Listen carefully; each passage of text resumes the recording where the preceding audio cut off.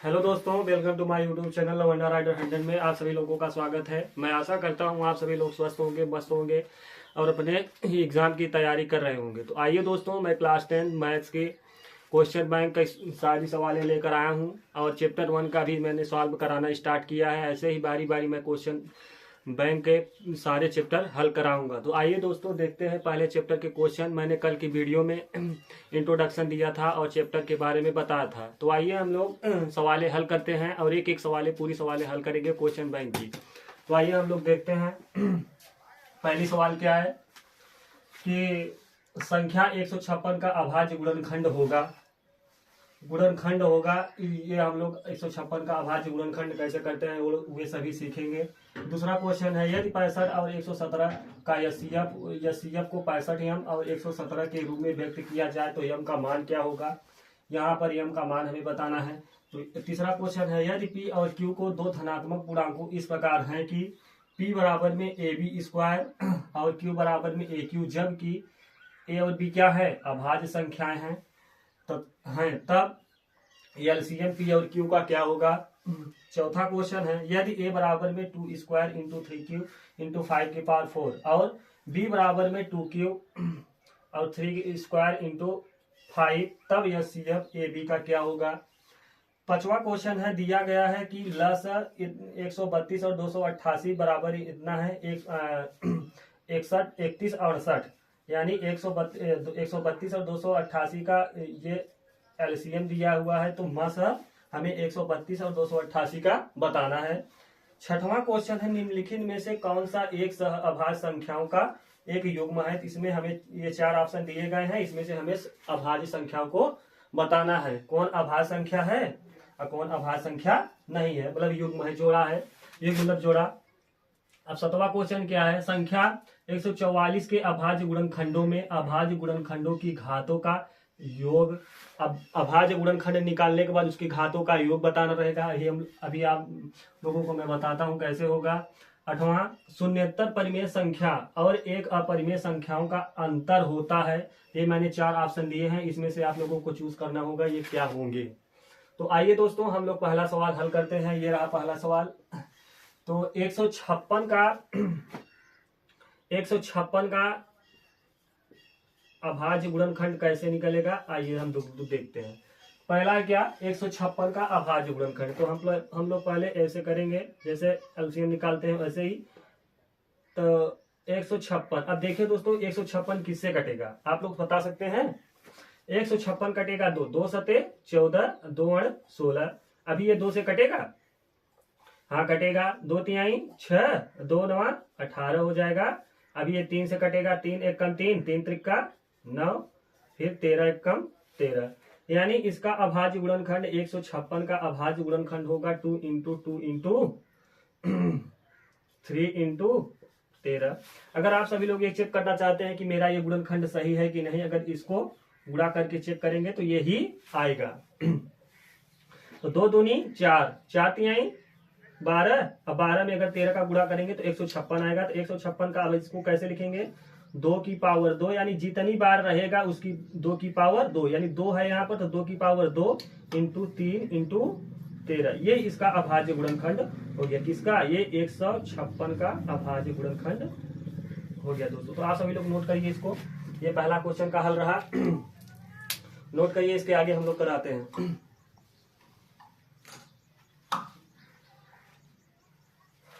तो हो गया दोस्तों, मैं आशा करता हूँ आप सभी लोग लिख चुके होंगे। अभी देखते हैं हम।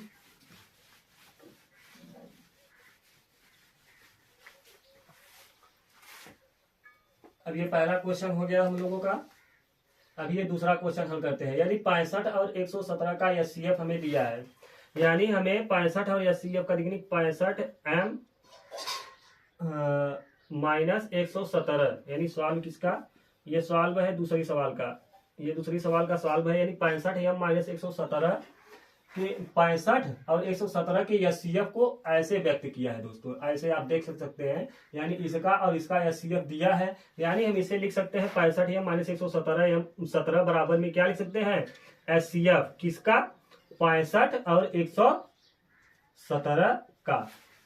अब आप लोग एचसीएफ निकालना तो जानते ही होंगे, अब नहीं जानते, जो बच्चे नहीं जानते मैं आप लोगों को बताता हूँ कैसे निकलेगा। यानी 65 पहले अलग अलग लिखेंगे, 65M और 117 को अलग अलग लिखते हैं। तो देखिए ये किससे कटेगा, 5 से, 5 एक कम 5, 5 तिहाई 15 यानी 13 एक कम 13, ये हो गया। और ये 3 से कटेगा, 3 3 त्रिका 9, 3 9 27, फिर 13 से 3 एक कम 3 त्रिका 9 और फिर 13। अब इसमें देखेंगे, इसमें अब एचसीएफ निकालने के लिए हम क्या देखते हैं, इसमें कॉमन कौन सा मिल रहा है, ये मिल रहा है 13, यानी इस 65 और 117 का एचसीएफ क्या हो जाएगा, क्या होगा, ये 13, ये रहा 13, ये कॉमन जो मिलता है वही हमारा एचसीएफ होता है। यानी हमें 65 और 117 का एचसीएफ क्या प्राप्त होगा, 13। तो यानी हम यहाँ पर लिख सकते हैं 65M minus 117 is equal to कितना होगा, 13। यानी हम अगर 65M इज इक्वल टू में अगर इधर 113 और प्लस 117 को ये इधर है, इधर पक्षांतर करेंगे तो ये प्लस में हो जाएगा। यानी 65M इज इक्वल टू में हो जाएगा 7 3 10 का 0, 3 2 1 3 यानी 3 हो जाएगा, यानी 130। यानी m बराबर में अगर हम इधर पक्षांतर करेंगे 130/65। अब इसको आप लोग हल करेंगे तो कितना, हल करके बताइए, हल करके बताइए कितना आएगा।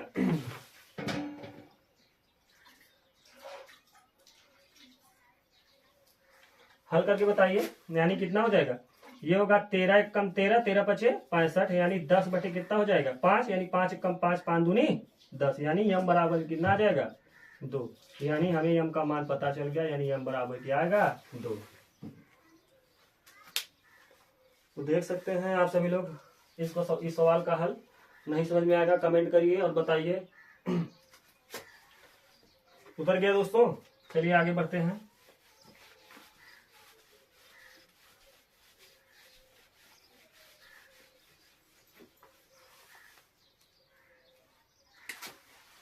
ये दूसरी सवाल हो गया हम लोगों का। अब ये तीसरी सवाल हम लोग देखते हैं।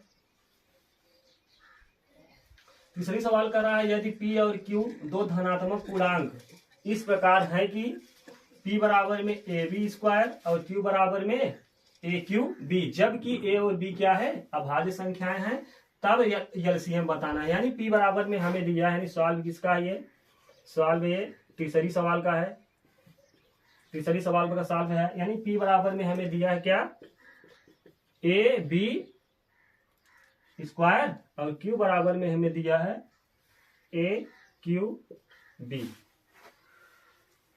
देख रहे हैं, ये हमें सवाल में दिया हुआ है, तो इसको हम लोग सॉल्व कैसे करेंगे। अभी अगर हम इसको अगर P को खोलना चाहते हैं A into B into B ऐसे लिख सकते हैं, और Q बराबर में अगर हम लिखना चाहे तो A इंटू ए, यानी जितनी पावर रहेगी उतनी बार A। अब ये B तो यहाँ पर देखिए, अगर हमें एलसीएम P और Q का अगर हमें एलसीएम लेना होगा तो एलसीएम हम लोग इसी प्रकार से निकालते हैं। देखिए अब जो कॉमन है उसको लिखेंगे एक बार, यानी बराबर में A इंटू, एक बार इसे लिखें। अब जो कॉमन नहीं मिल रहा है उसको उतार दीजिए, A इंटू ए, ये हो गया। अब ये देखिए, जो ये भी एक, इसमें एक B मिल रहा है और इसमें एक B नहीं मिल रहा था, यानी B इंटू बी, जो कॉमन है एक बार, जो कॉमन नहीं है उसे उतार देंगे बस। तो यानी ए यानी कितना हो जाएगा 3, ए की घात ए की घात, आधार सेम है तो घातें जुड़ जाती हैं, इंटू ये क्या हो जाएगा बी स्क्वायर। यानी पी और क्यू का एलसीएम कितना आया, ए क्यू, इसे ऐसे भी लिख सकते हैं ए क्यू बी स्क्वायर। तो ये हो गया हम लोगों का ये आंसर।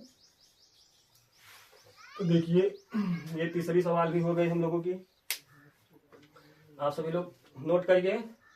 अब ये क्वेश्चन आप सभी लोगों को एग्जाम में आएंगे, ये जरूर से जरूर फंसेंगे, इसमें से एक नया क्वेश्चन आएगा ही आएगा। आप लोग अगर इसको पढ़कर जाते हैं तो हम आशा करते हैं कि आप सभी लोगों का स्कोर यानी परसेंटेज कक्षा 10 में अच्छा खासा रहेगा। तो आइए अगली सवाल पर हम लोग बढ़ते हैं।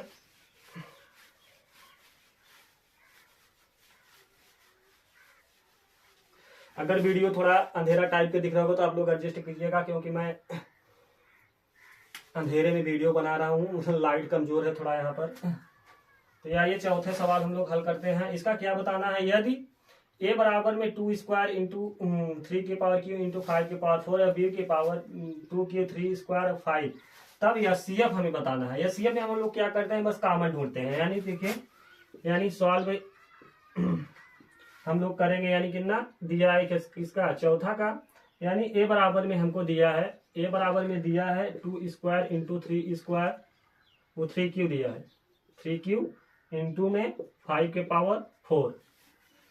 और बी बराबर में हम लोगों को दिया है 2 क्यू इंटू 3 स्क्वायर इंटू 5। आप सभी लोग देख सकते हैं इसमें हम लोगों को कॉमन क्या क्या मिलेगा। अब यहाँ पर देख सकते हैं ये 3 की घात है, यहाँ पर 3 घात है, यहाँ पर 2 घात। यानी हमें इसका एचसीएफ निकालना है ए कॉमा बी का,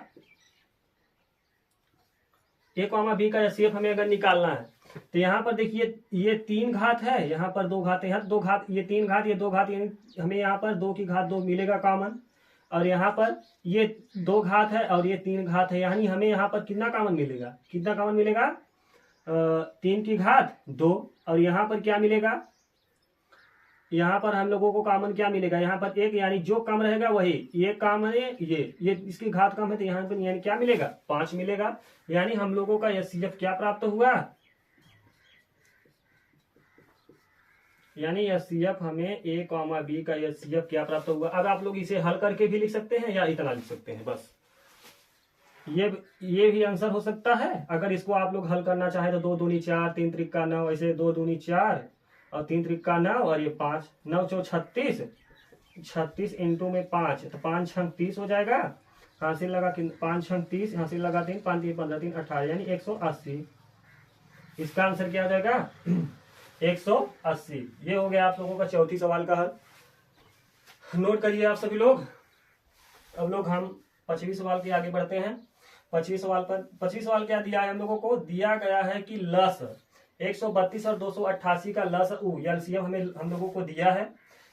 इसको लस को अंग्रेजी में कहते हैं एलसीएम, यानी लीस्ट कॉमन मल्टीपल, इसका फुल फॉर्म होता है। यानी 132 और 288 का हमें एलसीएम दिया है 31 और 68, तो मस 31 और 132 और 288 का हमें क्या ज्ञात करना है, मस ज्ञात करना है। उम्मीद करते हैं लिख चुके होंगे आप सभी लोग। तो आगे बढ़ते हैं।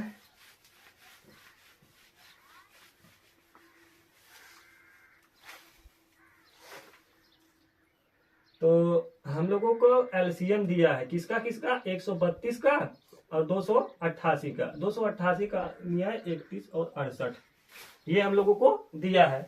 यानी हम लोग और हमें एचसीएफ किसका ज्ञात करना है, 132 और 288 का हमें एचसीएफ ज्ञात करना था। यही हमें प्रश्न में कहा है। तो हम लोग कल हमने एक फार्मूले के बारे में चर्चा किया था। वो फार्मूला क्या था, यानी फार्मूला था पहली संख्या इंटू में दूसरी संख्या इक्वल टू में एलसीएम इंटू एचसीएफ। ये था कि नहीं, ये फार्मूला था हम लोगों का। ये फार्मूला आप लोगों को बहुत काम आने वाला है दोस्तों इस चैप्टर में। तो देखिए ये हो गया। तो हमें पहली संख्या ये मिली और दूसरी संख्या ये, हमें पहली संख्या इंटू दूसरी संख्या यानी 132 इंटू में 288 हुई। इसका फार्मूले पर रखेंगे, यहाँ पहली संख्या ये रही है, दूसरी संख्या नहीं, पहली संख्या दूसरी संख्या, और इसका एलसीएम कितना दिया है 31 और 68 इंटू में एचसीएफ हो गया। यानी 132 इंटू में 288 बटे में क्या आ जाएगा, इसको गुणे में इधर ले आएंगे तो क्या आ जाएगा, भाग में 31 और 68 इक्वल टू में एचसीएफ। अगर इसको आप लोग सॉल्व करेंगे तो यहाँ एचसीएफ बराबर में आ जाएगा 12। देखते हैं यही आ रहा है, हाँ एचसीएफ क्या आ जाएगा 12। तो आप सभी लोग उम्मीद करते हैं समझ में आया होगा। तो आप लोग सभी लोग उतारिए इसको और आगे बढ़ते हैं सवाल में। सॉरी यहाँ पर ये चौथी सवाल नहीं थी, ये 5वीं सवाल थी।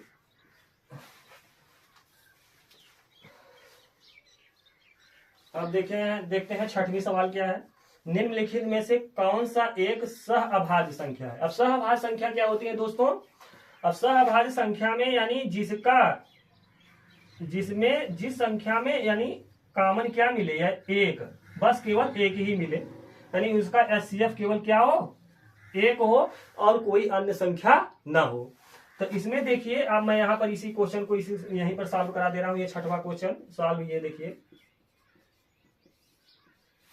अब इसमें देखिए इसको और इसको सॉल्व करेंगे तो यहाँ पर कॉमन क्या मिलेगा, ये 5 सते 35, 7 दूनी 14, यहाँ पर कॉमन 7 मिल गया हमें। एचसीएफ कॉमन 1 नहीं मिला।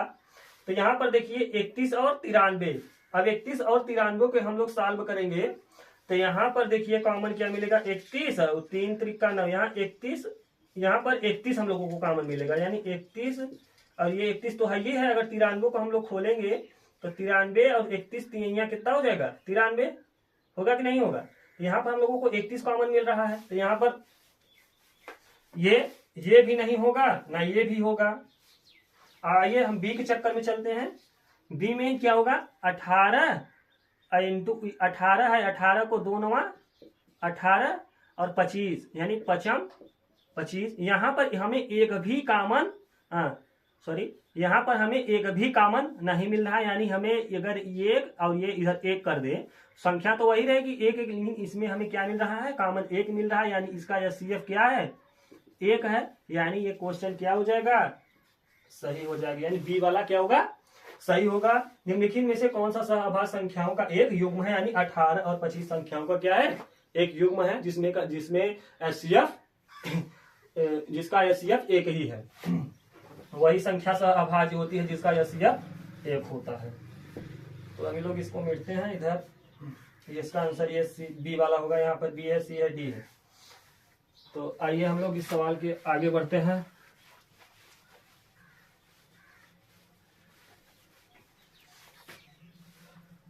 अब देखिए 7वां सवाल क्या है, संख्या 144 के अभाज्य गुणनखंडों में गुणनखंडों की घातों का योग। अब हमें घातों का योग बताना है। तो आइए हम लोग करते हैं संख्या का 7वां सवाल का सॉल्व कैसे करेंगे आज आप लोग देखिए। यानी 144 का पहले हम अभाज्य गुणनखंड निकालेंगे। क्या निकालेंगे, अभाज्य गुणनखंड। तो इसको 2 से काटिए, 2 सते 14, 2 दूनी 4। अब ये 2 तिहाई 6 और 2 छंग 12 हो जाएगा। 2 तिहाई 6, 1 इधर गया, 2 छंग 12 हो गया। अब 18 दूना होता 26 ही, 2 एकम 2, 2 8 16, 2 9 18 और क्या हो जाएगा 3 त्रिका 9 और 3 एकम 3।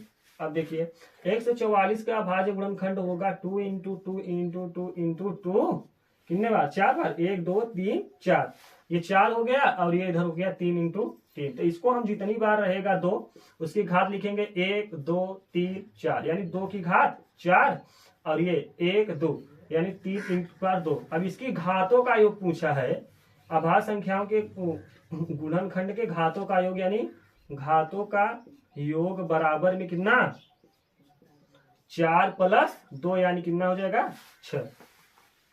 ये इधर 6 है, आप सभी लोगों को दिख रहा होगा। ये मार्कर थोड़ा कम चलने लगा है। तो उम्मीद करते हैं आप लोगों सभी लोगों को समझ में आया होगा। अभी हम लोग आगे बढ़ते हैं। नोट कर चुके हैं आप सभी लोग।